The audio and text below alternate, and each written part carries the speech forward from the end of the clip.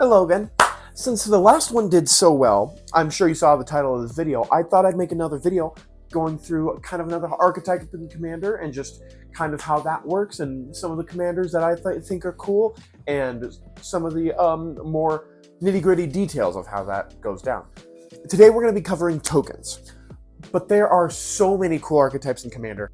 There's so many to choose from, so I'm going to go ahead and ask you guys to help me narrow it down a bit. I had a few selections to choose from out of mill, enchantments, aristocrats or sacrifice, Voltron, landfall, just to name a few. But those are kind of the main ones I've been thinking about, so please let me know in the comments if you're interested in seeing any of those in particular. As a quick aside, this is going to be a little bit more for your newer players and beginners and such. If you are more of a veteran player, consider sticking around anyway, because I might come to a point that might help you out in your deck building. But if not, I'm not your mom, so see ya. Token strategies are some of the most widely beloved archetypes in Commander, so as a result of that, you can probably make a token deck in any color or any one monocolor or any color combination you could possibly think of. That being said, there are a few that are way better at making tokens than the rest. The best of all being white, green, and red as a close third, as long as it's paired up with one of the two. So you can make a lot of good Naya decks, you can make a lot of good Boros, Gruul, really good Selesnya token decks. Because that's where this strategy seems to shine the most. But still, that being said, you can make a token deck any color combination and have all sorts of sub-themes to go along with it. So I'm just going to go ahead and start by naming a few classic token commanders and kind of their strategy and how they play, just to give you an idea of what I'm talking about. First off, you know him, you love him. If you don't, here he is. Krenko, Goblin Mob Boss. He is the single most popular token commander in Magic, period. I didn't even know about him until I came across him randomly. Didn't even think he was going to be that popular. Made him, and oh boy, he works.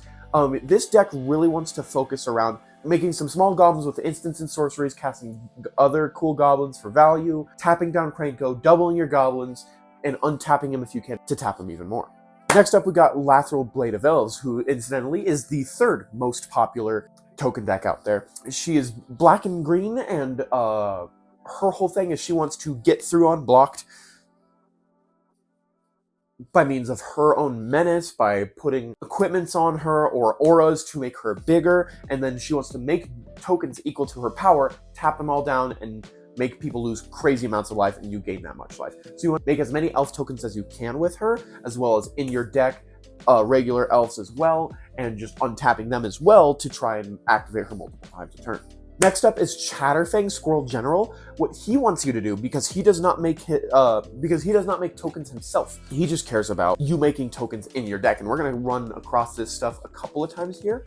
Chatterfang wants you to make as many tokens as you can with the cards in your deck, and then he will add some squirrels to go along with it. You want to make some bugs, treasures, clues, food, other squirrel tokens if you can manage it, and maybe even sometimes some oozes. Then we also have Balin the Haymaker, who again doesn't make tokens himself, but he really benefits off you having tokens. You can tap 2 to add 1 mana, you can tap 3 to draw a card, and then you can tap 4 to put counters on Balin, and then give him Trample to give you a huge alternate win con if you just have enough tokens that you just want to go Voltron. Also consider the Heir Apparent. Admittedly, the Heir apparently adores amply accurate amounts of Heir Apparents, assuredly. And those are just some examples. And we'll definitely mention some more later on, but first I want to identify some of the differences in token strategies, some of the more specific token strategies, and some of the subcategories. Like I mentioned, there are many token commanders. Some will make their own tokens, some want you to make tokens and they'll do stuff off of them. Some even don't even look like they would want to make tokens, but will go absolutely incredible with them. And they'll do extremely well when the right list is used. Most commanders really care about incredible amounts of your tokens, where some will either care about very specific tokens or even not even creature tokens like artifact tokens such as treasures, clues, foods, or even rocks. When playing your token deck, there are many ways to win. Obviously, you can swing out with 69,000 Scute Swarms and just absolutely obliterate the whole table, or you can win with quite a few less by just using pump effects, anthems, +1/+1 counters, or even just decent evasion. Or you can do some more direct damage with stuff like Impact Tremors, Perforos, Witty Roastmaster, and the new Agite Instigator. When playing tokens, especially when building, it's very important to know exactly where you want to go with your deck, obviously. But also importantly, especially when you're going for more of the aggro strategy, you want to be sure not to attack into nothing.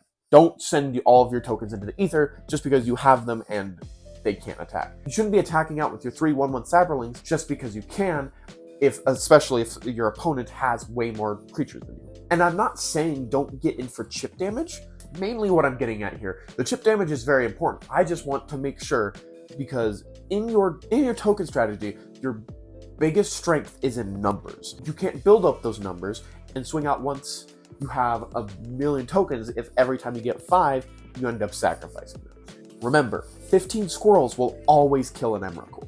Make those big old token booties swing as much as you can. Also, it's important to note, when playing your token strategies, you need to be always ABP. Always be protecting.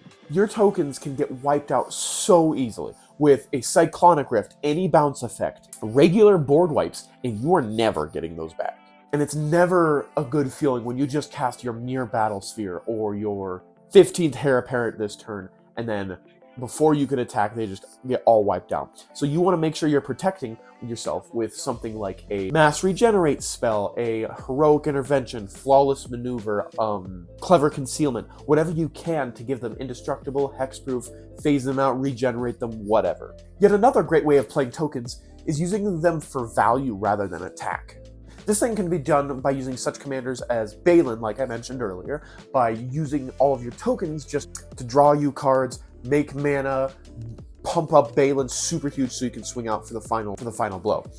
As well as cards like Teysa Karlov, who gives your tokens vigilance and lifelink, so after you attack and gain some life and do whatever, sacrifice any of the ones that didn't die and double up on your Blood Artist triggers and go absolutely batshit crazy.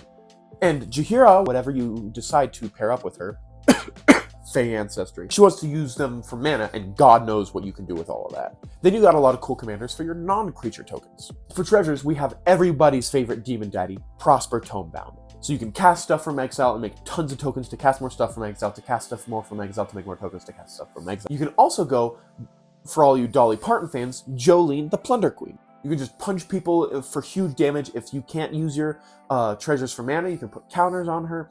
And if you really want to, you can fill your deck with some steal effects, threaten effects, and steal everybody's mans.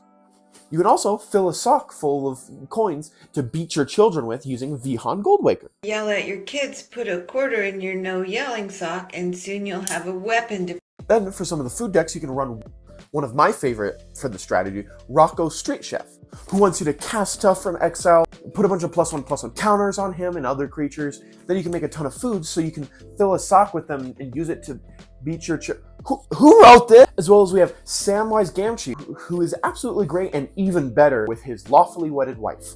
And then for some of the clue token strategies, you can go ahead if you want to be a deep sea investigator. You can run Miku Morshka. So you can draw a bunch of cards, make some clue tokens, and make a huge Morshka to go ahead and attack and end the game.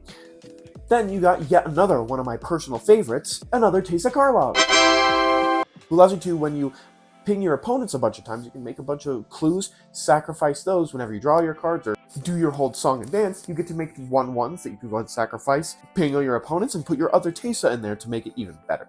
As well as using this little gremlin freak, trying to do as many differently named artifact tokens as you can possibly get and make huge beaters with it. And as I mentioned earlier, you can also make a bunch of rocks with Toggo Weaponsmith. He allows you to make a bunch of rocks when lands enter, and then you can equip those for a little bit of extra damage, or you can double up on them with some token doublers.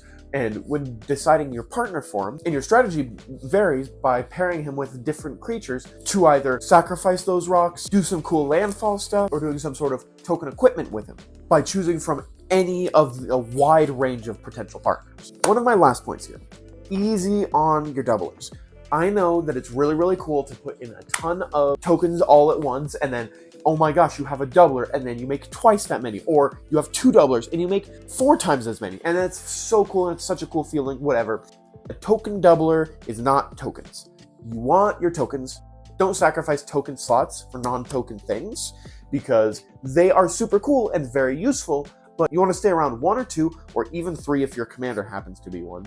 And those are all well and good and all, but they do nothing without any tokens to actually double in the first place. But yeah, for the most part, that kind of does it for us. I really enjoy making these.